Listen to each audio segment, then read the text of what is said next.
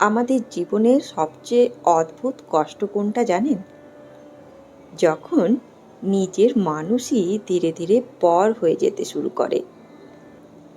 যে সন্তানকে কোলে নিয়ে রাত জেগেছেন, যার অসুখে নিজে না খেয়ে থেকেছেন, যার হাসির জন্য নিজের সব সুখ ত্যাগ করেছেন, একদিন সেই সন্তানই হয়তো ব্যস্ত হয়ে পড়ে নিজের জীবনে। ফোন করে না আগের মতো, কথা বলে না আগের মতো, আপনার কষ্টটাও বোঝে না আগের মতো। আর তখন একজন মা বা বাবার মনে প্রশ্ন জাগে, আমি কি কোথাও ভুল করলাম? আমার সন্তান কি আর আমাকে ভালোবাসে না? কিন্তু জানেন, শ্রী শ্রী মা সারদা দেবীর জীবন ও শিক্ষা আমাদের এই কষ্টকে অন্যভাবে দেখতে শেখায়। হ্যাঁ, আজ আমরা জানব সন্তান দূরে সরে গেলে কি করবেন। শ্রী শ্রী মায়ের শিক্ষা অনুযায়ী 15টি পথ। আর শেষের শিক্ষাটি এমন, যা হয়তো আপনার বুকের অনেক দিনের ভার হালকা করে দিতে পারে। চলুন তাহলে শুরু করি। প্রথম পথ, সন্তানের পরিবর্তনকে ব্যক্তিগত অপমান ভাববেন না। অনেক বাবা মা মনে করেন ছেলে বা মেয়ে আগের মতো কথা বলে না মানে সে আমাকে আর ভালোবাসে না। কিন্তু সবসময় বিষয়টা এমন নয়। বয়স বাড়ার সঙ্গে সঙ্গে মানুষের দায়িত্ব বাড়ে, চিন্তা বাড়ে, ব্যস্ততা বাড়ে। তাই সন্তানের পরিবর্তনকে নিজের অপমান হিসেবে না দেখে জীবনের স্বাভাবিক পরিবর্তন হিসেবেও দেখতে শিখতে হবে। কিন্তু যদি সত্যি মনে হয় দূরত্ব বাড়ছে, তাহলে দ্বিতীয় পথটি শুনুন। ভালোবাসাকে দাবি বানাবেন না। শ্রী শ্রী মা সারদা দেবীর ভালোবাসার সবচেয়ে বড় বৈশিষ্ট্য ছিল তিনি কাউকে নিজের জন্য ভালোবাসেননি। আমরা অনেক সময় ভালোবাসার বিনিময়ে ভালোবাসা চাই। যখন তা পায় না, তখন কষ্ট জন্মায়। ভালোবাসা যদি দাবিতে পরিণত হয়, তাহলে সম্পর্কের ওপর চাপ তৈরি হয়। তাহলে কি সন্তানের কাছে কিছুই আশা করা যাবে না? যাবে, কিন্তু দ্বিতীয় পথটি শুনুন।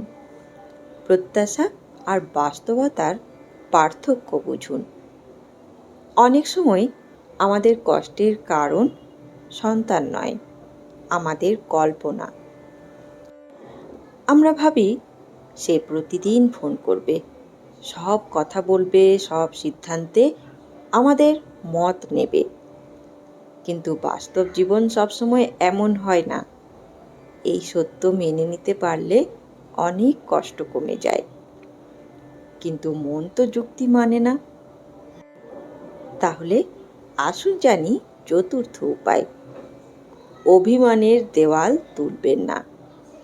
অনেক বাবা মা কষ্ট পেয়ে চুপ করে যান, ভাবেন ও যদি খোঁজ না নেয় আমিও নেব না। কিন্তু এতে দূরত্ব আরো বাড়ে। অভিমান সম্পর্ক জোড়ে না, ভেঙে দেয়। তাহলে কষ্ট হলে কি করবেন? পঞ্চম উপায়, প্রার্থনাকে অস্ত্র করুন। শ্রী শ্রী মা সারদা দেবী বহুবার ভক্তদের বলেছেন সব কথা ঠাকুরকে বলতে। যে কষ্ট সন্তানকে বলা যায় না, সেটাও ঈশ্বরকে বলা যায়। প্রার্থনা সব সমস্যা দূর না করলেও হৃদয়ের ভার অনেকটা কমিয়ে দেয়। কিন্তু শুধু প্রার্থনা নয়, মায়ের আরেকটি শিক্ষা এখানে খুব গুরুত্বপূর্ণ। ষষ্ঠ পথ, সন্তানকে বদলানোর আগে নিজেকে শান্ত করুন। রাগ, অভিমান, কষ্ট এসব নিয়ে কথা বললে সম্পর্ক আরো জটিল হয়। প্রথমে নিজের মনকে শান্ত করুন। শান্ত মানুষই শান্তি দিতে পারে। এবার সপ্তম পদ, বারবার পুরনো ত্যাগের হিসেব দেবেন না। তোমার জন্য আমি কত করেছি, এই কথাটি অনেক সন্তানকে দূরে ঠেলে দেয়। ভালোবাসার সবচেয়ে বড় সৌন্দর্য হলো সে হিসেব রাখে না। কিন্তু তাহলে কি সব ত্যাগ ভুলে যেতে হবে? আসুন জানি অষ্টম উপায়, কৃতজ্ঞ থাকুন। সন্তান যদি পুরোপুরি দূরে না গিয়ে কখনো খোঁজ নেয়, কখনো পাশে দাঁড়ায়, সেই আশীর্বাদকেও মূল্য দিন। অভাবের দিকে নয়, প্রাপ্তির দিকে তাকান। এবার নবম পথ, তুলনা করবেন না। অমুকের ছেলে কত ভালো, এই তুলনা নিজের মনকেই কষ্ট দেয়। প্রত্যেক সন্তানের জীবন আলাদা। দশম পথ, সন্তানকে নিজের স্বপ্নের বোঝা দেবেন না। অনেক সময় আমরা চাই সন্তান আমাদের অপূর্ণ স্বপ্ন পূরণ করুক, কিন্তু এতে তার উপর অদৃশ্য চাপ তৈরি হয়। কিন্তু সবচেয়ে বড় ভুলটা এখনো বলা হয়নি, সেটি হলো 11 নম্বর পথ। সন্তানের ভুল আর সন্তানকে এক মনে করবেন না। ভুল কাজকে ভুল বলুন, কিন্তু সন্তানের প্রতি ভালোবাসা কমাবেন না। এবার 12 নম্বর পথ, ধৈর্য ধরুন। আজ যে দূরে, সে কাল আবার কাছে আসতে পারে। সম্পর্কের ঋতুও বদলায়। আসুন জানি 13 নম্বর পথ, নিজের জীবনকেও গুরুত্ব দিন।